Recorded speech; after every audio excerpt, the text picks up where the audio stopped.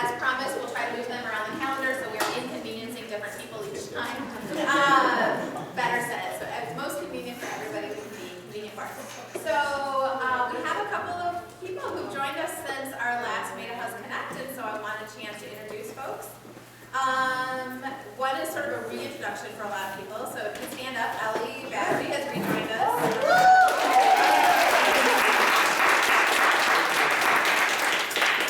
Welcome back. Thank you. Another semi-familiar face, Lindsay Fergus, who I think I saw. Lindsay is now our counselor tech in residential. She was previously interning with us, so most of you might have met her there. Another woman in the same category is Mary Beth.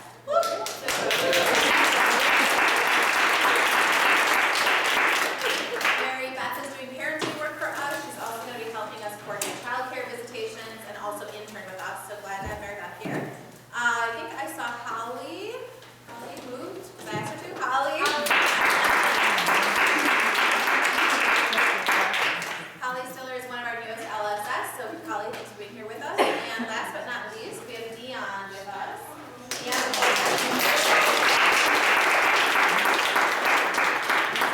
is in our development department. She previously was fundraising for the Milwaukee Art Museum.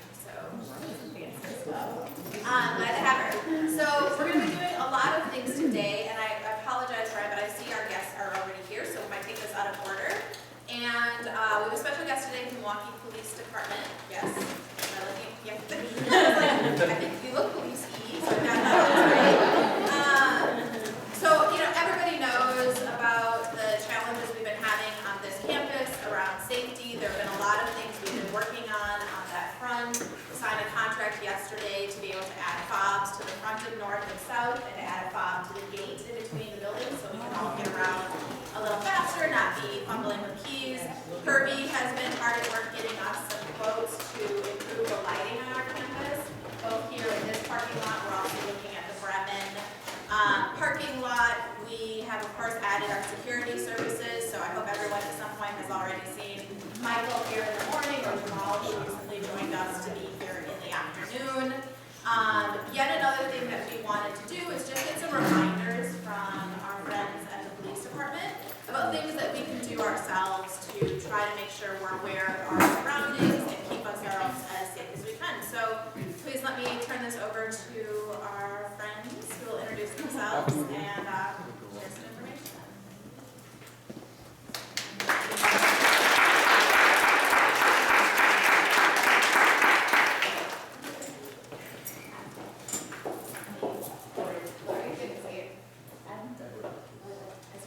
Lori and Ed.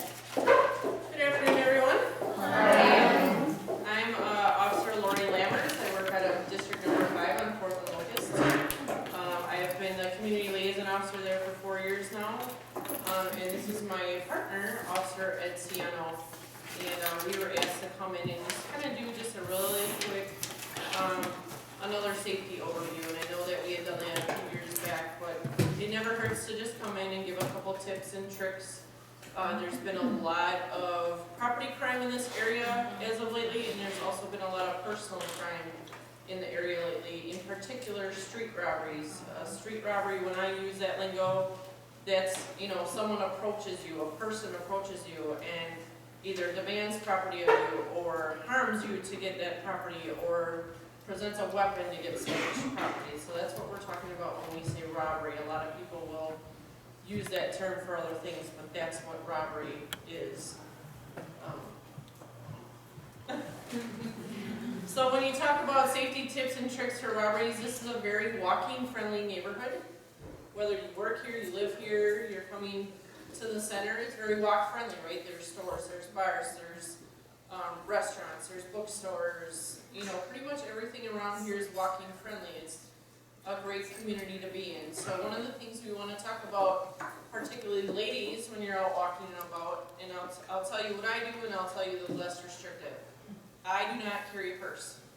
Neither do I. Not ever. If I am wearing jeans, I have my ID and my credit card and my phone, and that is it. And just one credit card, because I only know what I need for that evening. restrictive method, try to keep it as small as possible. Try to keep your contents as low as possible.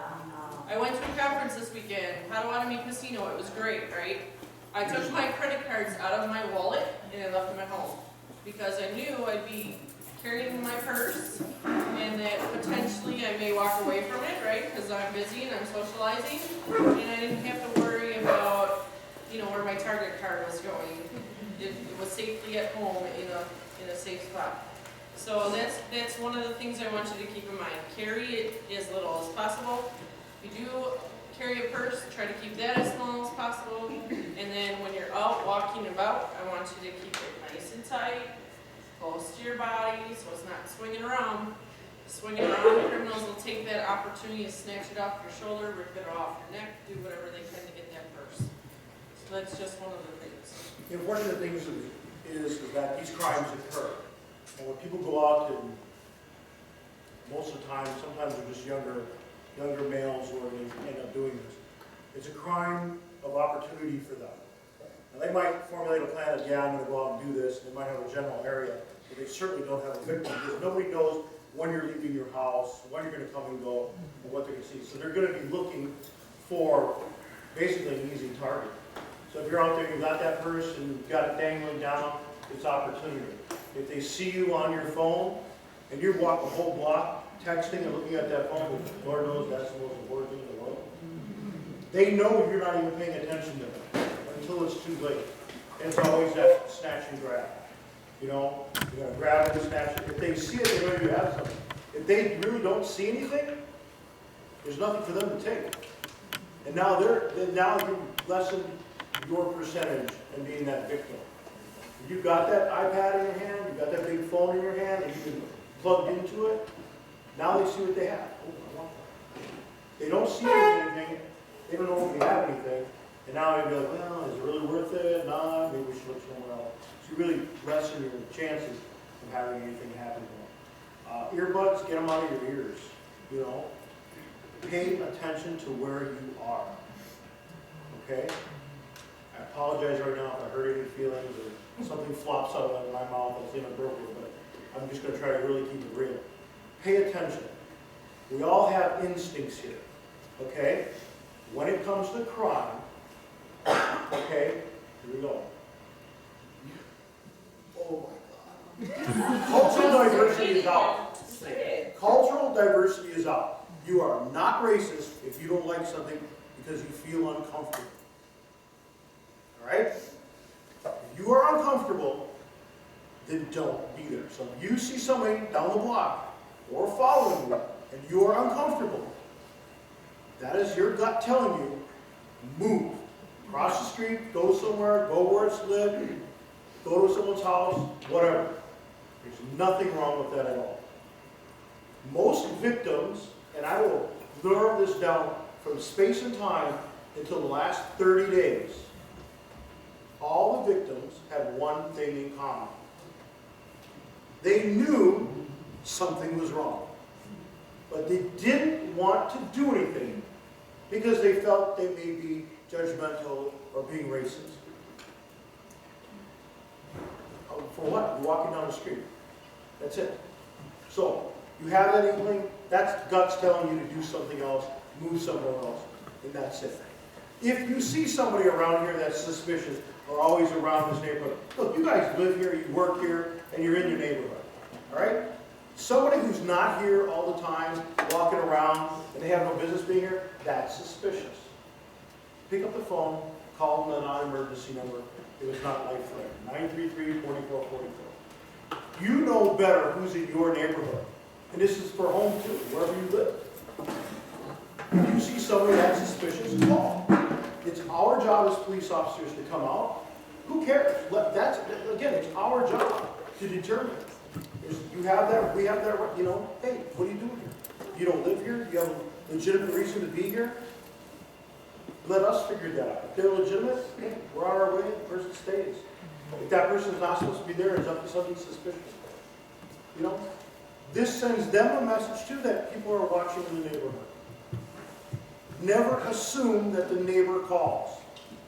Well, I'm sure someone else called. I'll tell you right now, all of you saw a crime, I guarantee not half of you will call. Because everybody's gonna assume somebody else did. Are you playing those odds that nobody calls? Because everybody assumes somebody else did. Not a power outage. 6 blocks ago, nobody calls. So everybody assumed everybody else called. Don't assume that.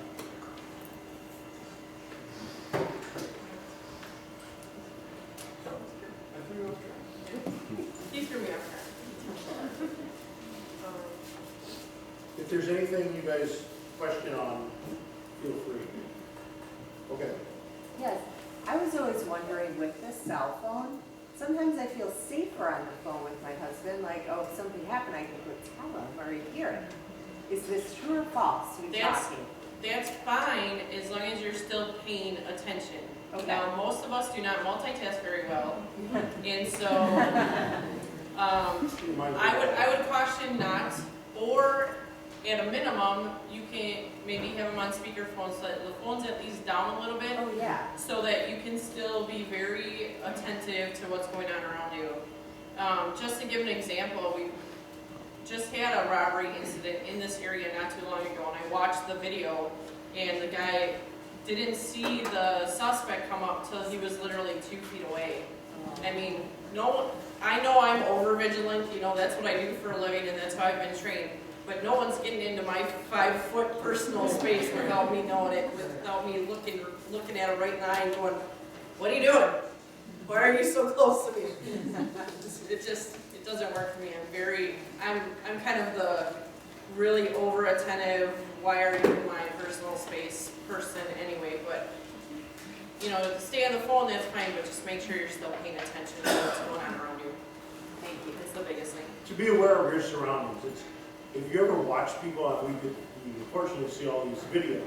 It's always the same thing. People go, oh, I knew where I was going. Oh, no, you weren't. You're so engrossed in that phone. Until you watch somebody on video or watch somebody else do it, you know, watch each other, you'll see it. You'll be like, oh my God, it doesn't look like they're paying attention at all. Chances are they're not, because it's really hard to focus on all what's going around and be talking, you know, on the radio for us, you know, things like that. So everybody gets that, you get that tunnel vision, and that's natural. You know, we weren't designed to be doing all these things and really watch all the surroundings and stuff. And when you're in neighborhoods like this, it's not very spaced out. Houses are closer, there's the gangway. So you'll literally be about 10 feet away to a gangway until you can actually see through the gangway or a meter around that corner. So, you know, really, if you think that you've got 50 feet around you, you really don't. That gap gets narrower every time you're walking down the street. That, you know, if somebody stands between the houses, they literally stand there and you won't see them until you're almost up there. By then it's too late.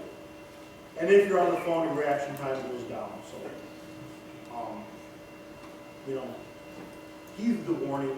You know, just try to be more aware. I'm not telling you not to use your phones, but you really got to just be aware. Are we finding that victims are mostly by themselves, or is there actually safety numbers, or is there I would say a lot of our victims are by themselves, but occasionally we will get people that are walking in pairs and they still get approached because now the suspects have numbered themselves as well. But more often than not, it's people that are out walking by themselves.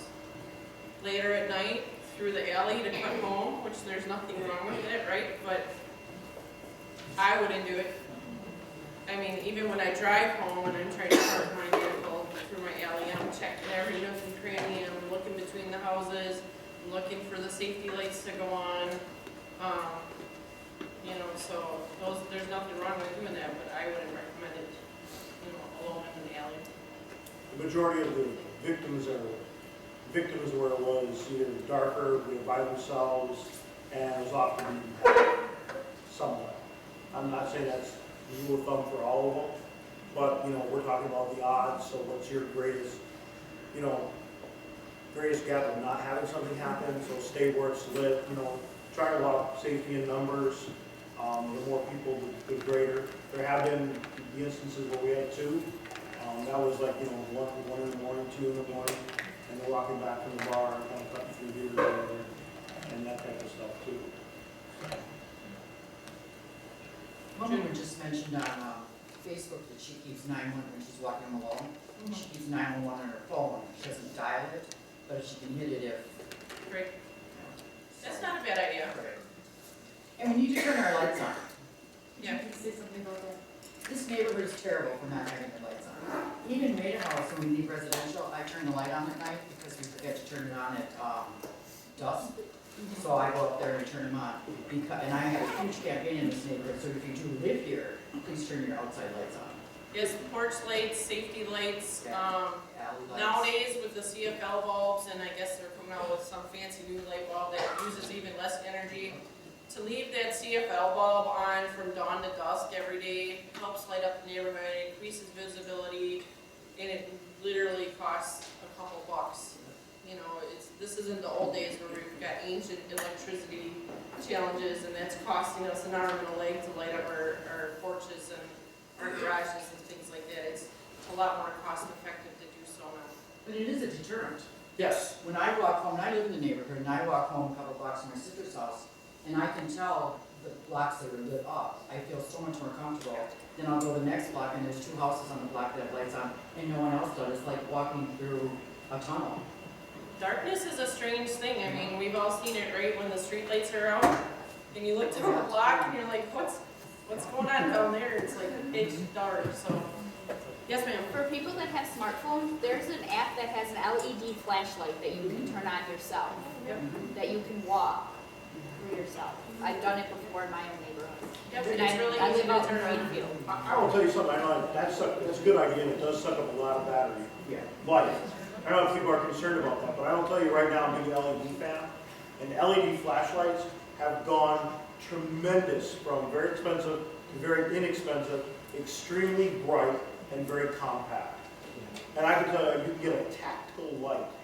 I mean, you already go out, a small tactical light is no bigger than, 4 or 5 inches in length, about 1.5 inches round, and a tactical light that I would use, that you can put on a charger for $35. Is that a deterrent though? I mean, it's a tiny little, like, I get the street lights, but I don't know that. This thing's got 700 lumens.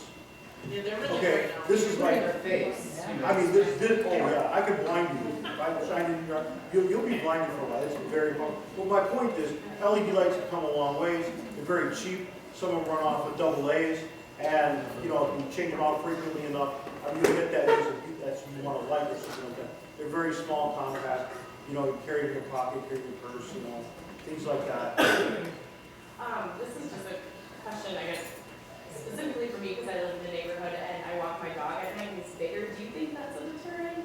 Yes. Okay, go. Okay, good. I grew up in River West.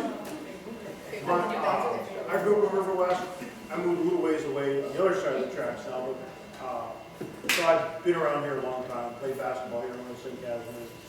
And a dog has always been, when my mom was older and she was walking, basically the dog walked her.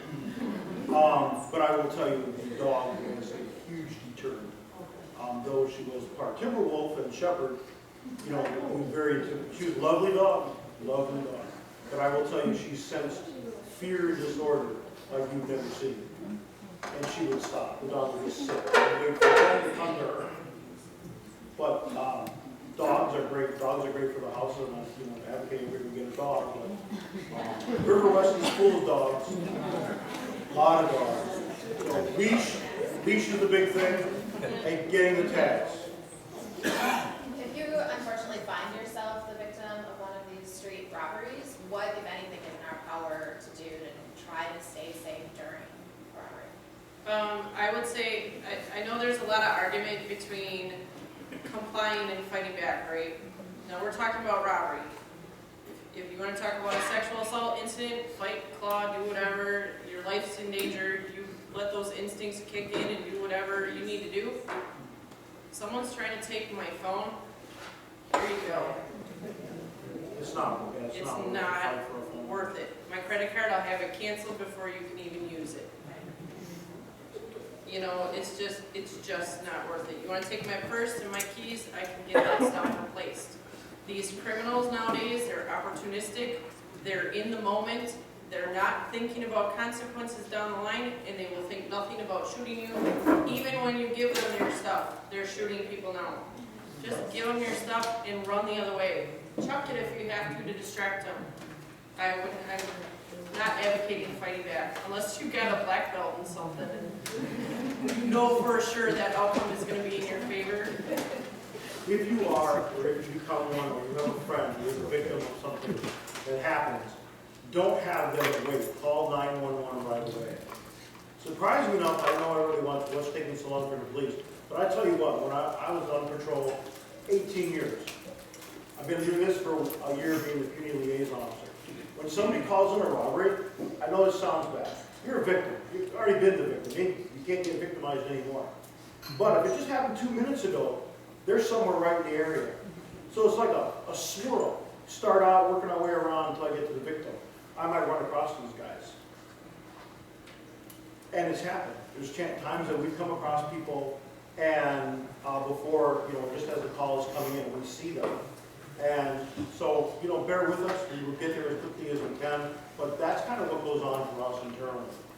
Cops will instinctively, it's not just a beeline right there because it's just a theft. If these guys are in the area, there's a good chance they'll start doing a grid pattern search right away. And somebody will work a lot quicker to get to the victim, but it's a short grid pattern if you want to do just in case you see these guys.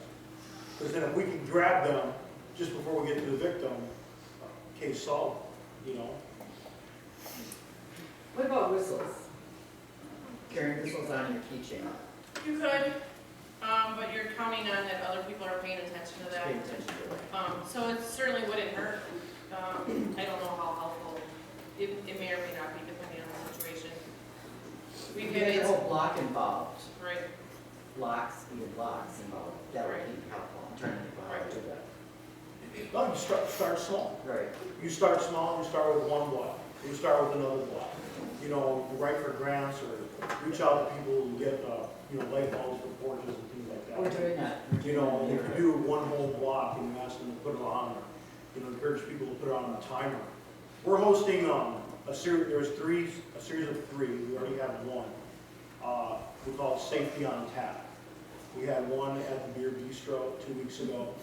And this series is all about safety. So the first one we did was who you call, when you call, or why would you call, basically the police, city services. So we went over when to call 911, when is it appropriate to call the non-emergency line, if you have litter or garbage or illegal dumping, who do you call?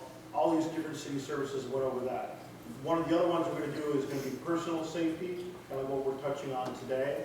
So we're going to talk about, the robberies, personal safety, how to be aware, things to be aware of. And then the third one will be on safety for the home, not to be a victim of burglaries, thefts, things like that. And we'll talk about all other things too. One of the other things that we're working on too is with Home Depot to do kind of an open thing where people can come up if you've got questions about any type of home, security from windows to locks, to putting pins in there.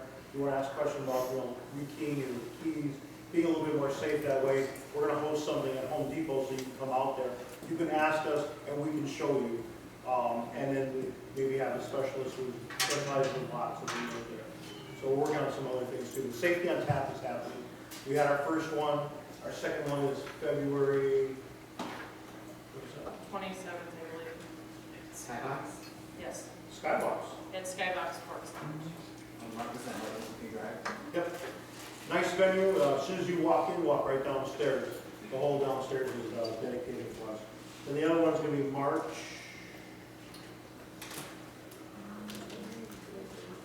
23rd. Right here on Center Street. Is that called? Company Brewery. At 5:30.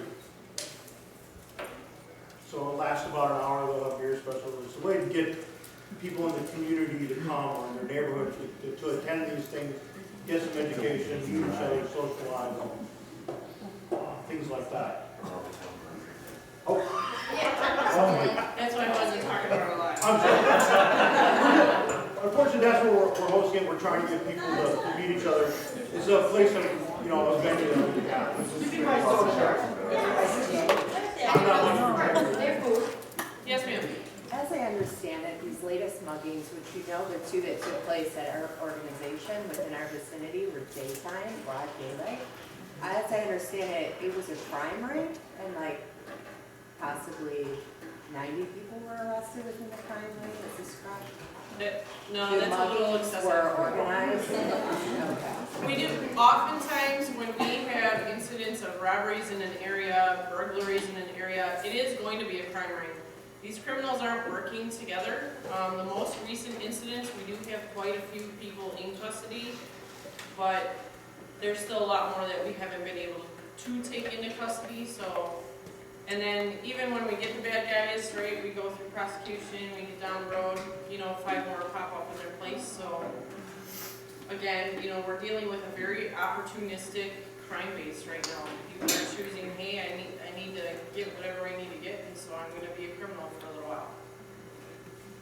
But we do have some of the persons in custody that we believe are responsible for some of the incidents in this area. And it's been quieter, hasn't it? I've been gone for 3 days, I don't know. It was before I left. I think it's been quiet, and Facebook usually flashes Yeah, I up. thought I saw on Facebook after that. Yeah, it's been pretty quiet. But your presence is noticeable more. I haven't seen the bike cops recently. Are they here or are they Cold. They're in cars right now. Oh, it's too cold. I'm sorry, I didn't hear that. Well, I'll tell you, 2 guys who work from 4 p.m. to midnight, Right. they're hardcore bike riders. Yeah. But, the length of the cold takes a toll, and so they have an option of taking a car out. And that's kind of what it is, they have an option of getting cars. They'll also have bike training, and some of the bikes they went in will get fixed, so, they're ready for the spring, so they'll probably get cars for a little while. Do you think that this presence is going to stay here for a while? Because I know that you're far busier west of us. The presence that you're seeing right now is grant funded. Ooh. Wow. So that it's over, it's over. Grant money runs out, unfortunately. And once the trend stops, we'll probably pull some of the resources out and then be reallocated somewhere else. When we're going through a transition, we're getting a new captain. Right. So there will be a couple of days that we're going to host where you can come out and meet the captain. And we'll probably do, we haven't met him yet. We haven't had our first sit down yet. So I'll tell you what my thought is. My thought is coffee with the captain. One at Collectivo, one at Coffee Makes You Black. We might do 1 or 2 of those. He will be at the crime. He might be at the crime scene. Yeah.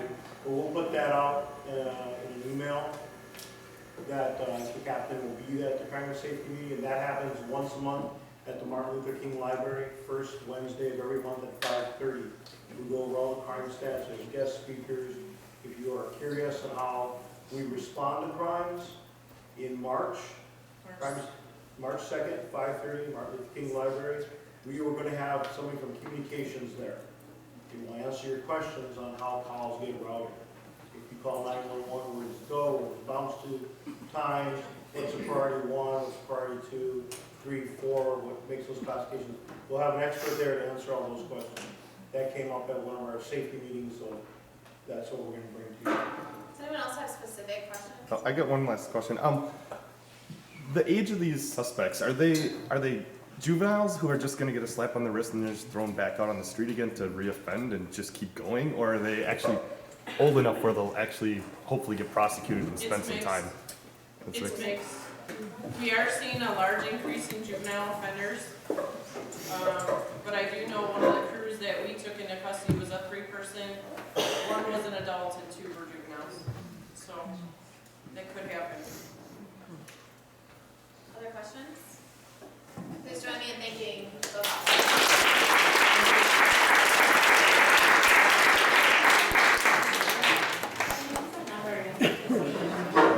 Excuse me, what was your non-emergency police number?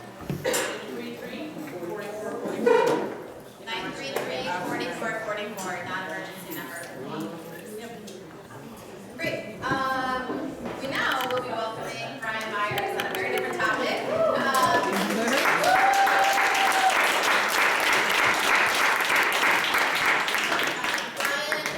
As most of you know, he's worked here for a very long time. He did some incredibly in-depth training around infant mental health in the last year, and so we've asked him to share a little bit about those services here at Bay House. Thank you. I'd like to start by telling you about a component that I experienced while learning about infant mental health at UW-Madison. Through the Capstone Survey program was mindfulness. They made it a really important component. And their thought behind teaching us to be more mindful is that to help us regulate ourselves. So when we encounter our clients who might be a little bit dysregulated or having problems with regulation, we will be more effective and be able to even maybe teach some of our clients some mindfulness techniques. So what I like to do before I show you my presentation is do a very brief, short mindfulness exercise. So, try to be comfortable in your seats. I know it's cold in here. I'm shivering a little bit. Put your feet down on the floor and cross your legs. During this session for 3 minutes, try to avoid making any kind of noises, shifting habits, clicking of pens, chewing, eating. If you're comfortable, please close your eyes. If you're not comfortable, gaze in front of you on an object softly. Take a couple of deep breaths in and out.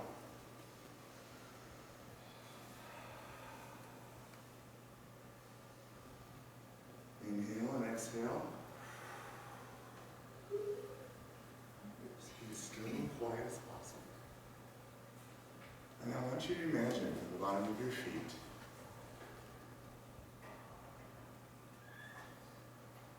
roots growing into the ground slowly through the concrete, through the basement, into the ground. And they're going deeper and deeper, these roots from the bottom of your feet.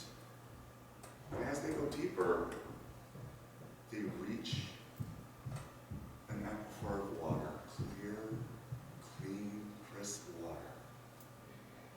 And those water slowly comes up through the roots and fills your entire body. Through your legs, your thighs, your hips, filling up through your belly, your ribs, all the way up through your heart area, your neck. The water fills you completely. It's cleansing you, healing you.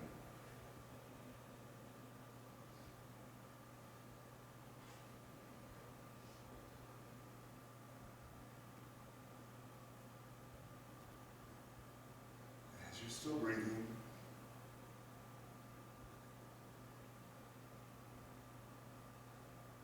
you feel the sensation of a disc above your head, a golden disc,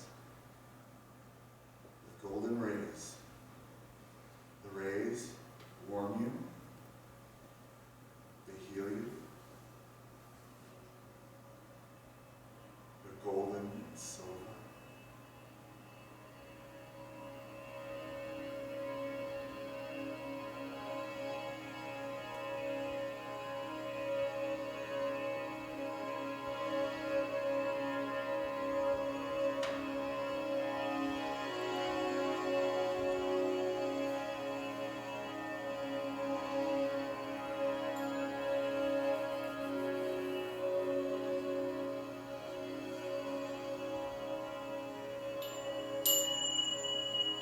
Come back in your room, in this room, slowly open your eyes when you're ready.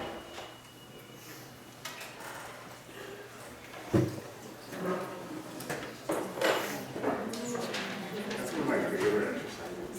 I love your golden disc above and the rays coming down. Feels really good, doesn't it? Alright, I'd like to start before I get into this. This is about a 20-minute presentation. And I want to read to you a story that I was first introduced to by when I was graciously introduced to the DC 0 to 3 with Dr. Terry Rose. And the story is about a river, and the metaphor is a river running from mental health. Okay. So, it's a beautiful day. And the villager is walking along the grass and sees something unusual in the river. It's a child. She jumps in the river, saves the child, and calls another villager to help. That villager looks in the river and sees another child. He jumps in to save the second child and calls for more help. The villagers soon see more and more children coming down the river. The prosperous village sets up a system to watch for children and rescue and feed them. One day, the villager walks away from his post. Others say, "Hey, where are you going?" the person says, I'm going to find out why the children are in the river in the first place. So this is where we've been going for the past 30 years. We've been slowly moving upstream in terms of research and best practice to better understand why children are in the river. Therefore, the 0 to 3 infant mental health, what in the double H toothpaste is infant mental health? What is it? We need to go to the source. The infant's caregivers, when parents receive the help they need, the child will too. 0 to 3 is ages from birth on to age 3, very critical period. So I have some videos and stuff to show you. This is really nice. Okay. Let me just give you a definition of what it is. Get that out of the way. Infant mental health is defined as healthy social and emotional development of a child from birth to 3 and growing field of research and practice devoted to the promotion of healthy social and emotional development, prevention of mental health problems, and the treatment of mental health problems of very young children in the context of their families, including the mom and the other primary caregivers. And then I already talked to you about the river metaphor.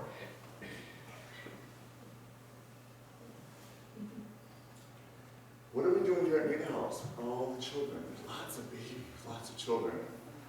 Thank you to Jessie. She updated these numbers for 2015.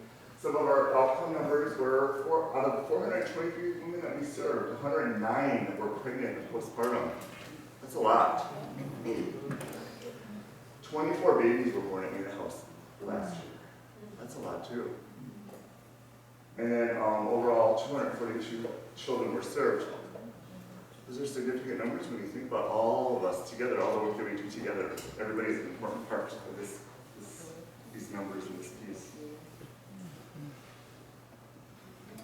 When we talk about infant mental health and healthy families, we talk about interaction with the baby is so critical, and that our catchphrase that I've heard over and over and over again, tagline is that early relationships matter.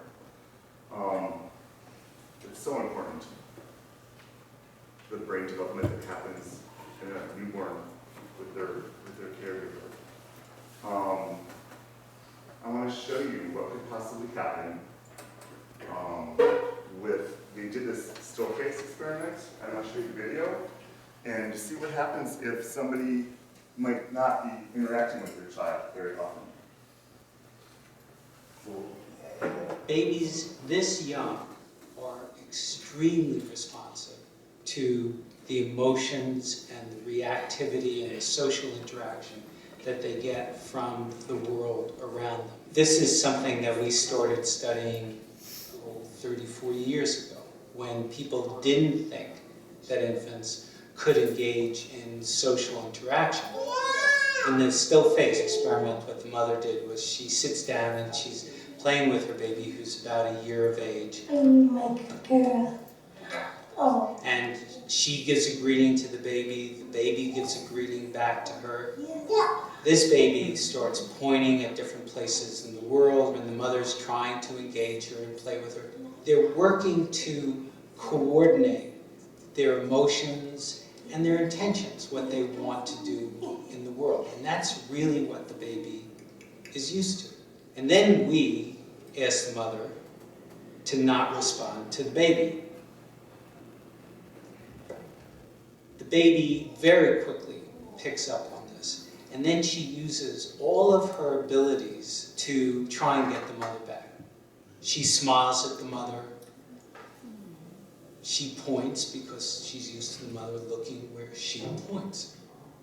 The baby puts both hands up in front of her and says, "What's happening here?" She makes that screechy sound at the mother, like, "Come on, why aren't we doing this?" Even in this 2 minutes, when they don't get the normal reaction, they react with negative emotions, they turn away, they feel the stress of it, they actually may lose control of their posture because of the stress that they're experiencing.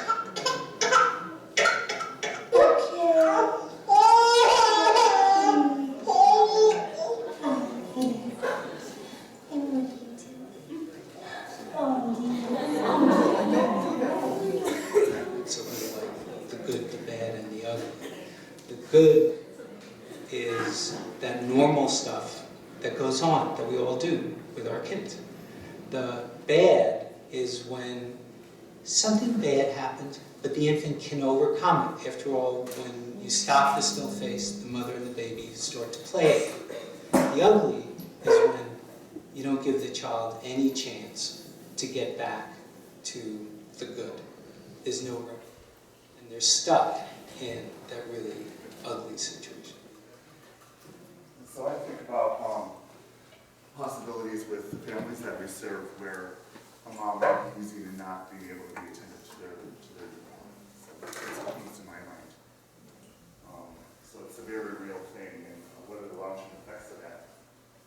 Long-term effects of midlife and early childhood are just, the variety of things that we all know about, and that's depressive disorders, anxiety, attachment, developmental, social behavioral, psychological experiences.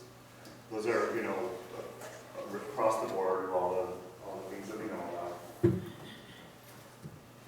I want to go into a case that I was assigned and how I approached it with this smooth way of learning, doing an assessment with what I was learning at the UW-Madison was videotaping. It was called the Parent-Child Early Relationship Assessment with Dr. Clark. And it was pretty intensive. It involved shooting 3 different videos for 5 minutes, and then going back and reading them, and then viewing them with the mom, and recording all the different responses. But I want to show you, I got permission from Caitlin S. and Eli to show you kind of the before and after. So, Kayla came in residential, 22-year-old, first-time mom, recovering from heroin, walking into residential, lands in residential treatment, and her concerns is that Eli was hitting her, Eli was having lots of tantrums, Eli was biting. The other little scenario about what was going on here was that as soon as she came into residential, all the other mothers and some staff were telling her, he's too old to have a bottle, you need to get that bottle away. So she was working really hard on keeping the bottle away from 2-year-old Eli. And you're going to see in the video that I'm showing you what kind of the result of that is, and then what we did. Maybe give you enough time. On that. So I have to volume control this because he does throw a tantrum. Just to warn you.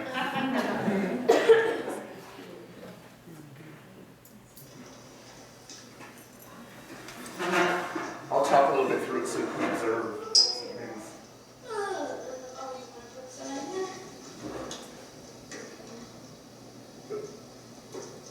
Let's have a snack. Now, the snack is a big old bowl of peaches.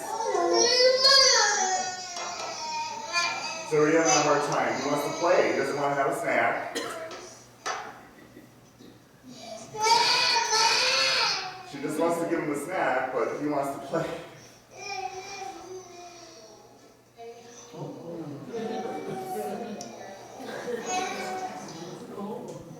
There's the hitting. There's the biting. Notice how cute and calm she is. She's calm, she wants to know what's going on. He's chewing on her sleeve.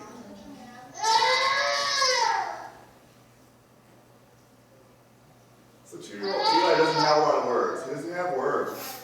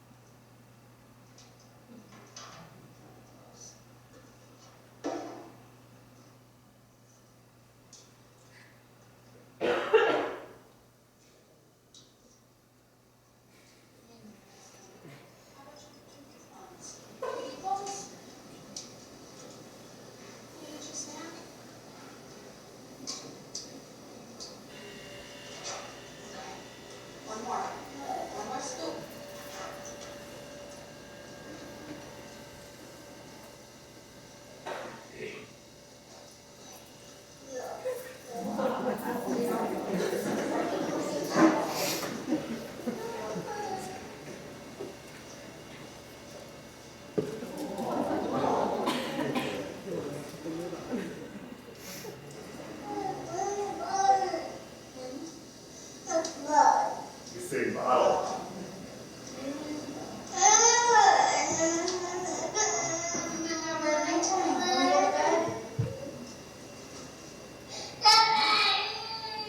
So he just told her, right there it was, bottle. He wants his bottle. Now, this is a 2-year-old, doesn't have a lot of words. Bottles are something that 2-year-olds use to self-soothe. So we took away the one thing that would help him. And if I didn't do this videotape and sit there with Caitlin and wonder about all these things, we might not have ever known that it was really the bottle. So it was right there in the video. So the assessment is really good in that you see things, you pick things out, and then with the parent, you wonder about what's happening. So we gave the bottle back immediately. Had to send out some team emails, please. Let him have his bottle. When you think about it, he just moved into residential, so that's a big transition. And you're going to take away something that he's using to self-soothe him? Do you see how he was biting moms? That was almost like he was wanting a bottle too there. So there was just a lot of evidence that he just needs his bottle, and his behavior completely changed by giving him back that bottle. He had no more tantrums. He stopped biting. He stopped hitting. And the hitting and the biting was only to her. It was a really odd thing. No other caretakers he would do that to. It was only with her. But we gave him back his bottle. He didn't have it for the rest of his life. We know that it would be like a slow transition now. We'll eventually take it back. And for that development, he just maybe needed it during a very critical time of moving from who knows where with his mom when she was using to a different environment with all these strange people and all these other kids and all these rules. So it really worked. Let me show you after a month of figuring this all out with her and doing weekly sessions with him, filial therapy sessions. Now, did you notice that Caitlin was so calm and so patient? Yeah, I'm pointing out a lot of the things that we look at when we're assessing, families. Caitlin was just able to, patience of a saint. I would have been like, what are you doing? Knock it off! She was just like, that's me. Anyway, poor guy, he was wanting to play. It was like, the snack wasn't even appropriate. We could talk about maybe just a little bit of a cup instead of like this giant, he wanted to play. Well, that's what she got with her Rick, and she came prepared. She brought the snack, she knew that's what we were doing. Very good intention, very well intentioned. When it went down to it, just really young, 22, first baby, just kicked heroin. There's a lot going on for this young family. And aren't we happy that we're here to support them? Yes. Going through all this stuff. So this is a month later, and I just want you to see how well they get along, how beautiful this is.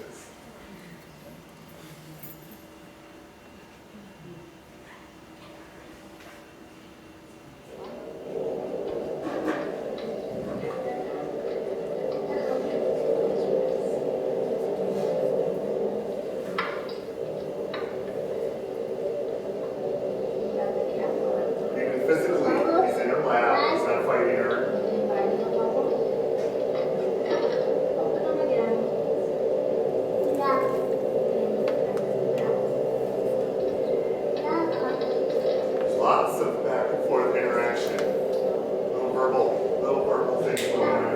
Got it. She's using her filial skills taught by Miss Eileen. You got it.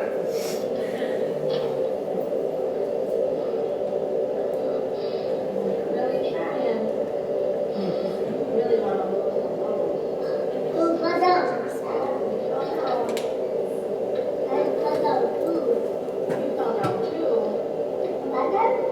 Put down too. No, you don't want him to fall down.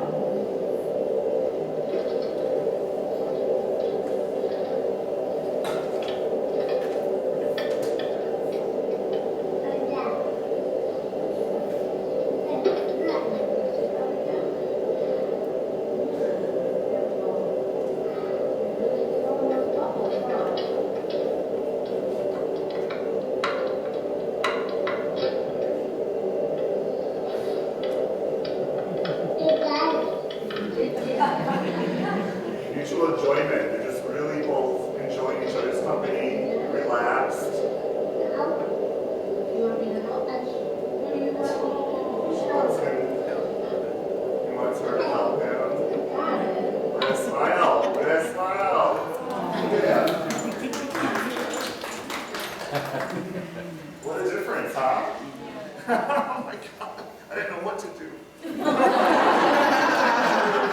When I was taping that video, so giving families an opportunity to rebond when they're fleeing is just the gift that we're giving here at Dana House. So we all take a part in that. A little bit about how we serve women and infants with young children. Some of the new assessments that I've been able to bring back from my time in Madison is the Greenspan Social Emotional Growth Chart, and also the Inver Postnatal Depression Scale for women. So those are two new tools I brought that are really geared towards that from birth to age 3. They're really helpful. And you know, even 10 years ago, there wasn't a lot out there. So there's lots of new tools to use. We're doing child-centered play filial therapy, where we have parenting coaching, parenting nurturing groups, mommy and me, mommy, daddy, and me. Our Celebrating Families 0 to 3 has a special new component, and it's not daycare. It is definitely utilizing tools and different techniques. A lot of it is sing-songy stuff like singing Itsy Bitsy Spider, Hickory Dickory Dock, and it's getting parents, new parents with their babies to really get in there and do this stuff. It's a good curriculum. Your Child Family Department, we have 18 staff. I don't know if that's changed, and we have lots of interns too. Helping infant and early childhood includes really good attachment and bonding. And we really support that by all the programming that we have at Dana House. A thing that we often look at is the serve and return communication and interaction. A lot of the activities that we try to have them do is so that they can promote how to read their baby's cues, how to communicate at that level with your baby and waiting for the response. Another term that we often use is called scaffolding. It's kind of like you see scaffolds on the side of a building, but with this is with an infant. You scaffold the infant so that they're safe and they're exploring of their new world as they're becoming little people. A lot of our families that come to us, they already have all these great things happening. So I just want you to know that not every case is like Caitlin and Eli walking through the door. A lot of our moms already have really good skills, and there's a lot of good things going on too. I want to end it. I want to end this by showing you. I don't know if you guys know Micah, because some of the things we do in our observation skills is looking at how a person is interacting with the baby and how the baby responds. So this is the turn paper giggling one, and it's with the father. So I want you to look at how the father supports and returns, and how what's the baby's response. So this is really fun, you guys.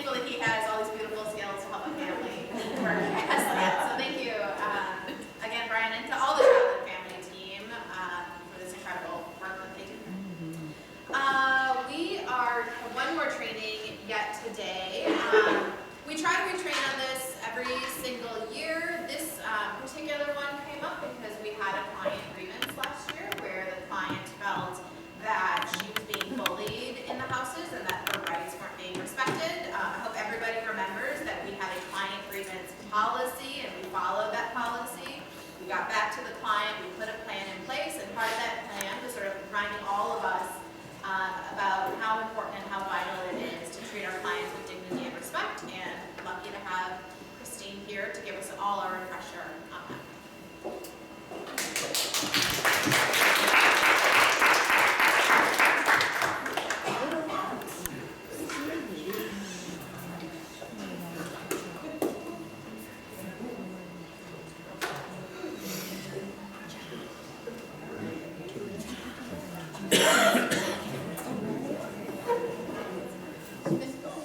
People looking to Brian's direction. Where is that guy?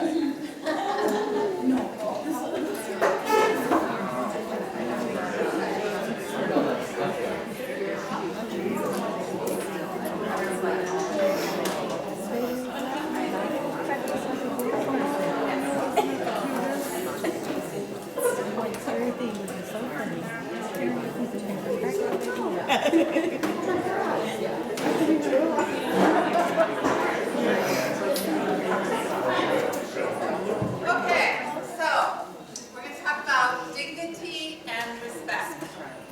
So the two words that we hear all the time, right? And I thought, well, I know what they mean, I think.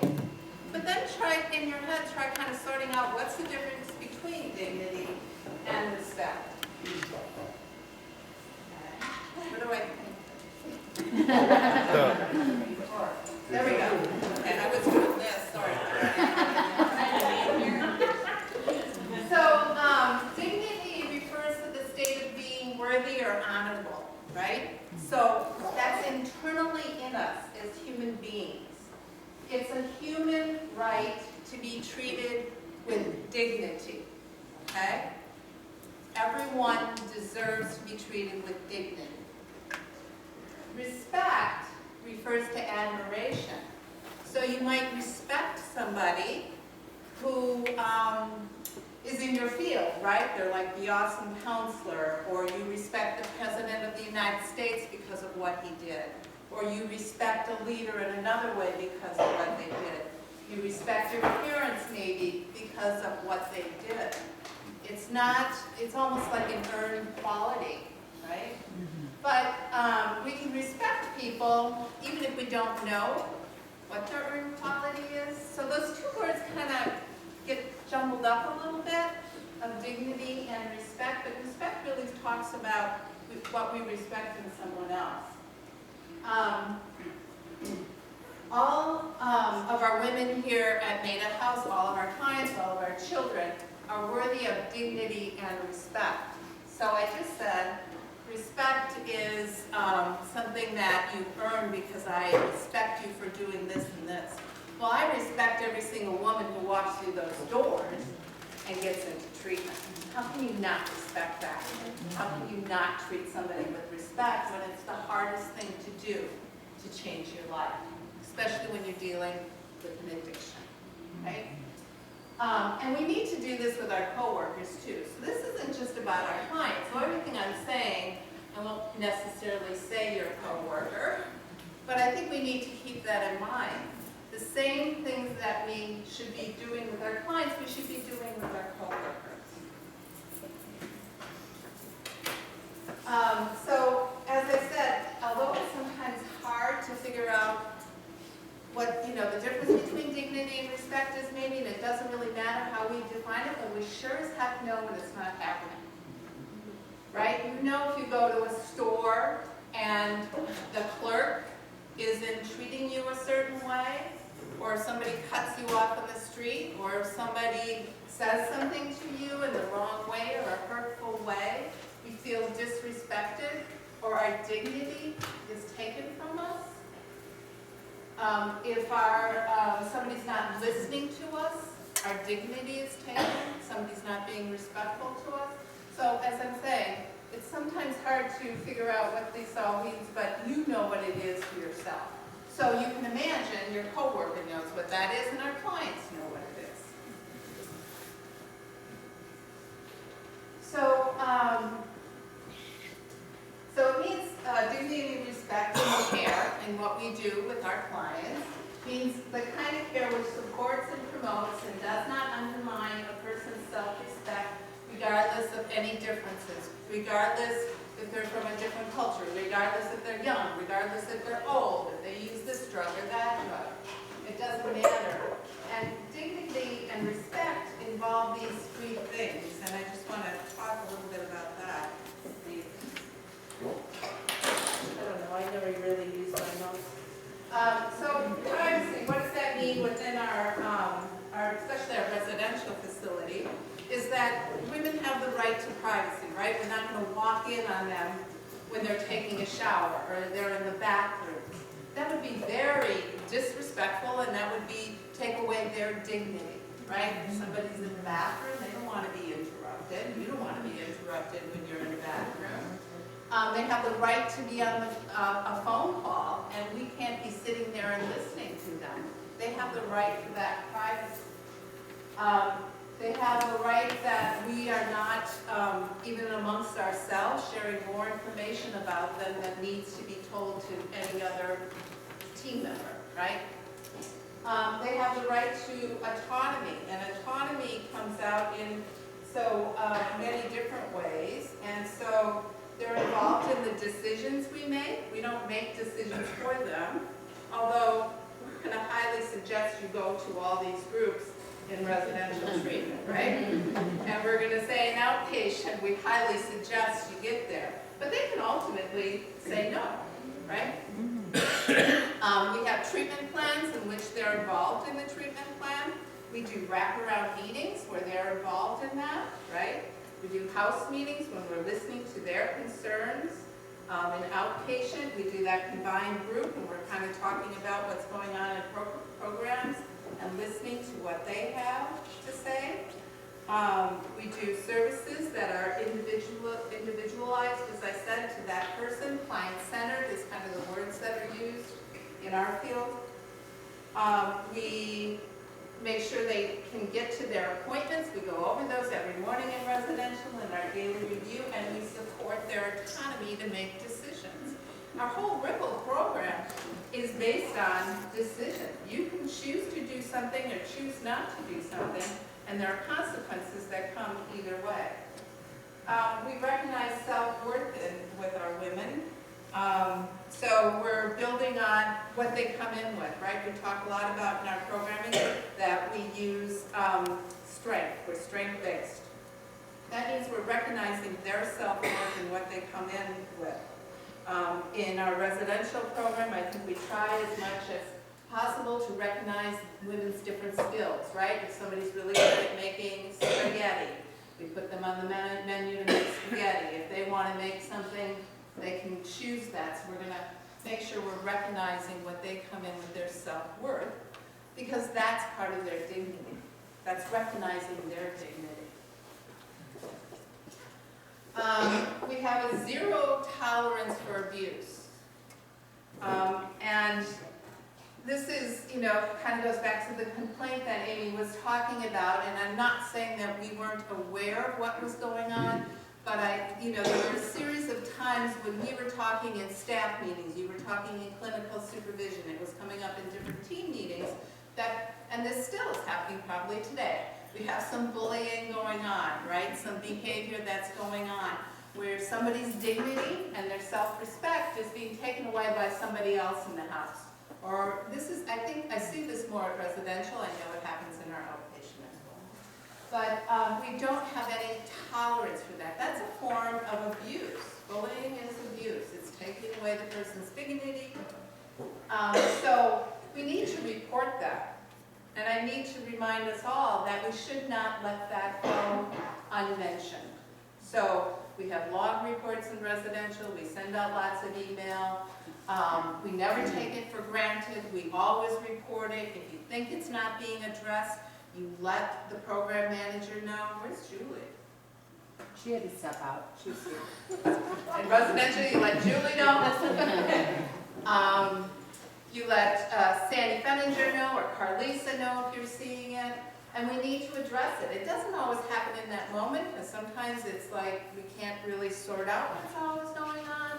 But we need to figure out what's going on and give our women some new skills. And are they going to change overnight? No. but we have to do everything we possibly can to protect that client's dignity. We don't tolerate child abuse, obviously, right? I'm not going into that, but we have a whole procedure and policy about what we should do if we think children are being harmed by their mothers, by someone else, whatever that is. Let's see, is there something else I wanted to say about abuse?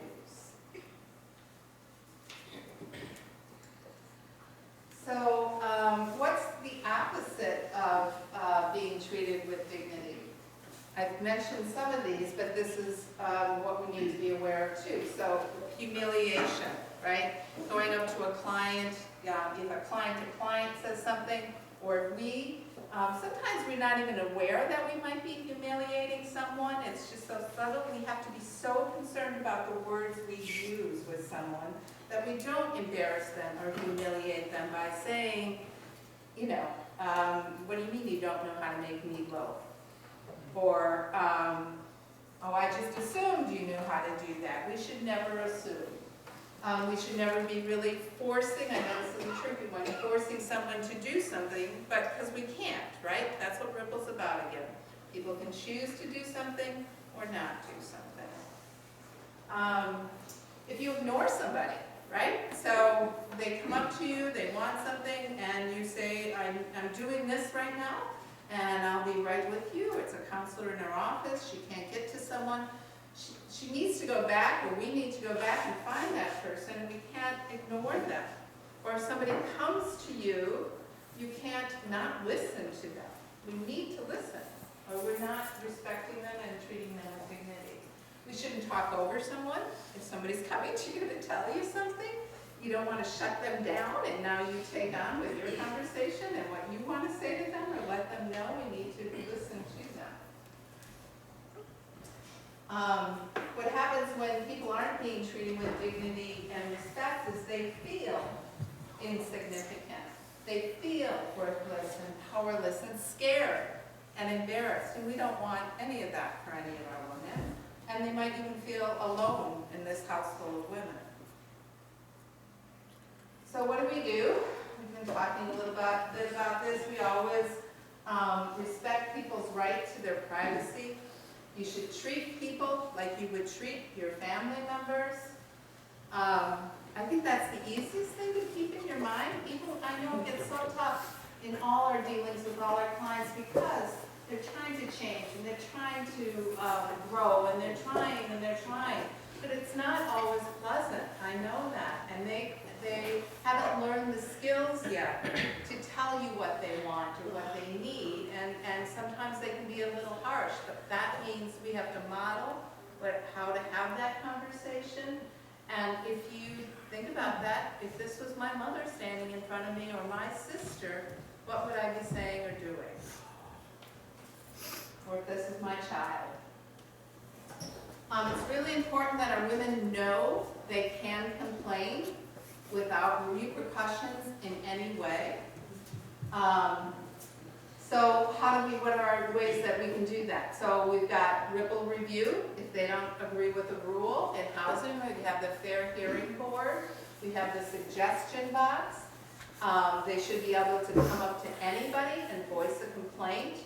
If they want to file a written complaint or a written concern, we say, Here's some paper. What? Here's some paper. Yeah, there's a piece of paper. I was gonna did we create a form? God, I hope not. It's just another thing. If you just say, of course you can. Here's a piece of paper and a pencil, write down what it is, give it to, and they can give it to any staff member. It's a staff member's job to make sure you get it to the next person up, your supervisor, who will pick it up the chain. And they need to know that we'll hear them. They have a right. That's hard. We respect them. We will listen to them. So I'm going to show a video now. And I make that face because the music is a little sappy.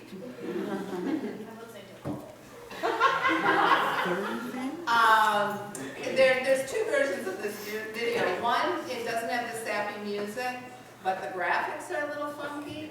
This one is all children, So we all love children, and they're cute children giving an important message. And remember, as you're watching it, think of these things in terms of dealing with clients and dealing with your coworkers. Hit it, Brian.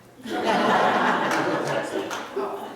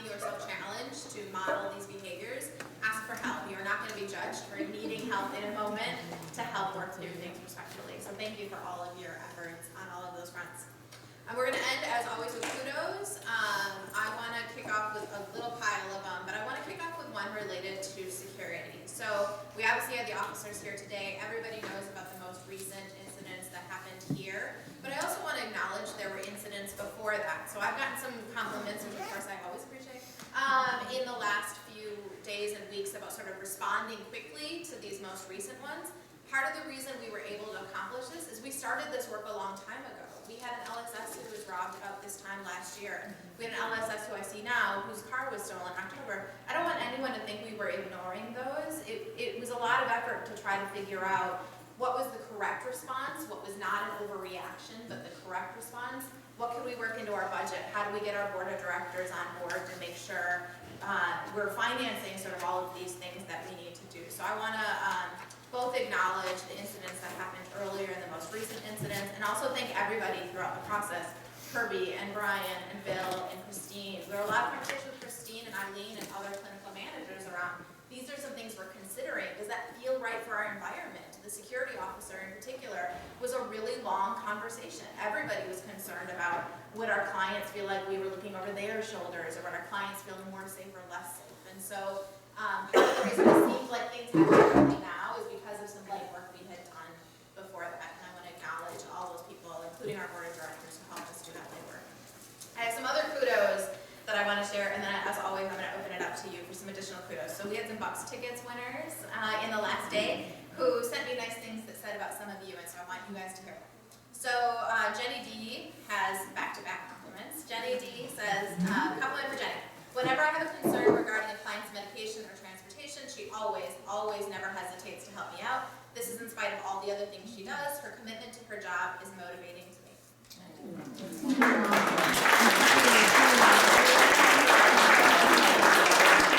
one for Jenny, and then we'll spread a little love. Jenny is an extremely hardworking employee with a lot of job responsibilities that she handles very well. I always see her with a smile on her face and is always polite to staff and clients. She does an awesome job keeping everything on track for residential, so thank you.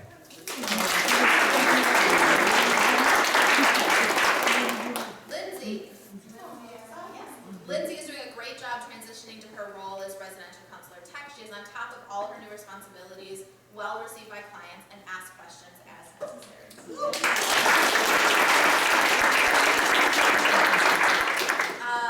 For all of our consumer peers, thank you for helping with transportation when needed. It is much appreciated. A lot of exclamation points.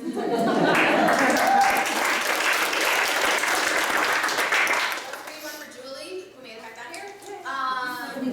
She has dealt with me through good and bad times and has also allowed me an opportunity to be part of Maida House. Compliment for Carlisa. It says, when I first arrived at residential, I was clueless and had many questions.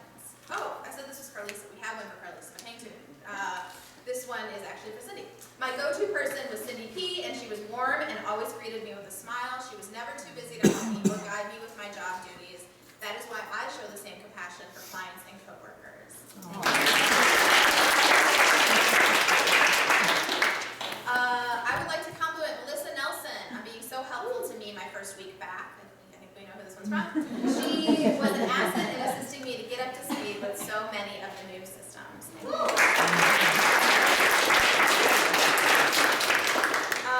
Instant no-brainer compliment to our LSS Jessica. She has been very helpful at helping us with the moms and children here at River West South Daycare. Her patience to listen to our needs and helping the best way she can shines like a star. I always feel assured when I go to one of the houses and she picks up the phone, she sticks to her word about how she can help, and then she does it. Go Jessica.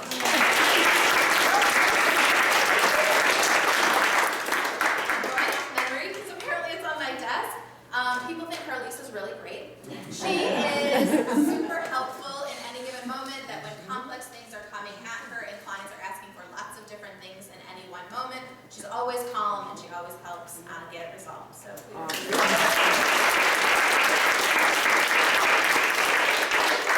now you, what else do you guys want to say to each other about appreciating each other?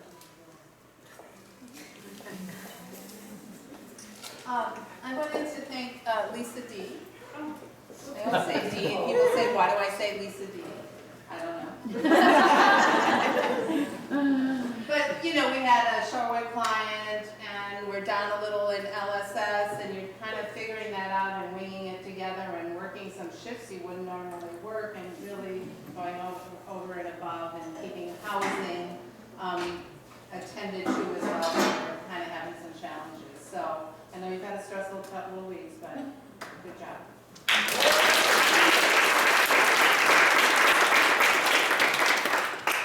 I have a couple. First, Lindsay, I'm just gonna mimic what you said. Seriously, doing awesome. I mean, it's harder. Just like, you do this, and she's just like, okay, it does it. It's wonderful. It's lovely, and you learned so much, so thank you. And then I was actually gonna give one to Jenny too, so someone took all my ideas, just because you're doing really good and awesome communication, which is making me so happy. So good job, Jenny. And I was gonna, for Sarah, just because you're doing awesome in the outpatient program manager position, and I love working with you, so.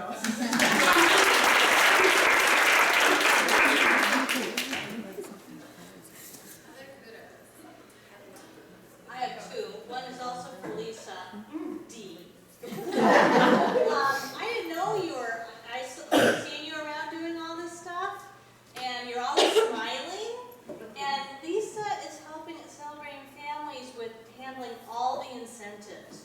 Oh my gosh, that's amazing for me. And she smiles through the whole thing. Thank you very much. And then the other is exactly what you said, Amy. You stole it from me at the very beginning. Is I just want to thank you and the board and management for the security. It's such a relief to me. Celebrating Families at nighttime. Wow, I can't even tell you. I had no idea how stressed I was about that. So thank you very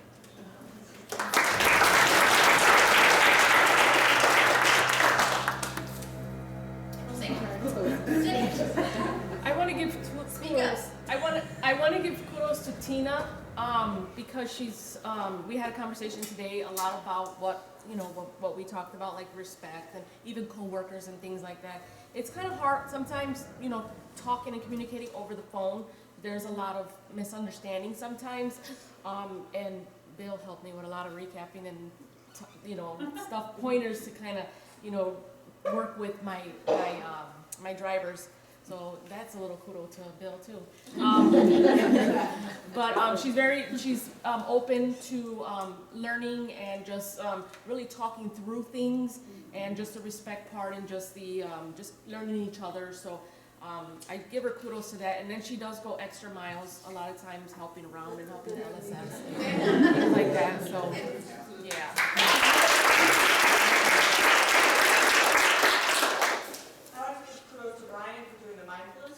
They're awesome when I'm able to make it. I really enjoy them. And also with the Caitlin and Eli thing, they didn't have that bond when they first came in. It was not a snuggler and tumbler. It was very, very cool to see that progress and watch that happen. Yeah. I want to give kudos to Melissa specifically. She has been a huge support, helping me into my role here at Maida House and has been, just a champ with all my million questions that I throw at her all the time. She catches them like no problem and really helps out. So kudos. I'd like to send some kudos to my staff who puts up with so many changes and they're so flexible and hardworking all the time. And secondly, to Susie, who is really going to be missed and didn't realize how much she was loved till she gave him notice.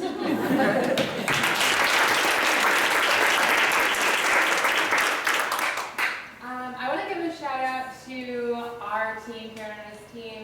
There's been a lot of change. Change is never easy, but with all of the new team members we have, Allie, Jesse, Dion, you guys have all really stepped up to the plate to make it, a really smooth transition, and I appreciate every one of your work, and of course, Karen, for your good job.